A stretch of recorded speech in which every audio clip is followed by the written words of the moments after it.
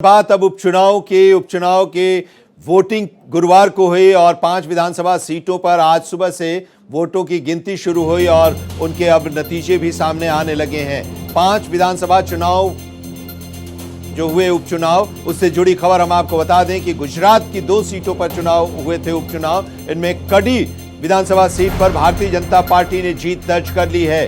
BJP उम्मीदवार राजेंद्र छाबड़ा को कड़ी विधानसभा क्षेत्र से जीत मिली है और गुजरात के ही दूसरे विधानसभा क्षेत्र विसावदर सीट पर भी जो उपचुनाव हुआ था उसके भी नतीजे आ गए हैं। विसावदर सीट पर आम आदमी पार्टी के उम्मीदवार ने कब्जा जमाया है। विसावदर से आम आदमी पार्टी के उम्मीदवार गोपाल इटालिया ने जीत दर्ज की है। केरल के नीलांबुर सीट पर भी कांग्रेस का वर्चस्व हो गया है। 4 राज्यों की 5 विधानसभा सीटों पर उपचुनाव हुआ था और उसके जो वोटों की गिनती के बाद का जो नतीजा है वो हम आपको बता रहे हैं। गुजरात के 2 विधानसभा सीटों पर उपचुनाव हुए थे, जिनमें दोनों उपचुनाव के नतीजे आ गए हैं। एक पर भारतीय जनता पार्टी ने जीत दर्ज की है और दूसरे पर आम आदमी पार्टी ने जीत दर्ज की है। गोपाल इटालिया जो कि आम आदमी पार्टी के पूर्व प्रदेश अध्यक्ष हैं, उन्होंने जीत दर्ज की है और केरल में कांग्रेस ने जीत दर्ज की है।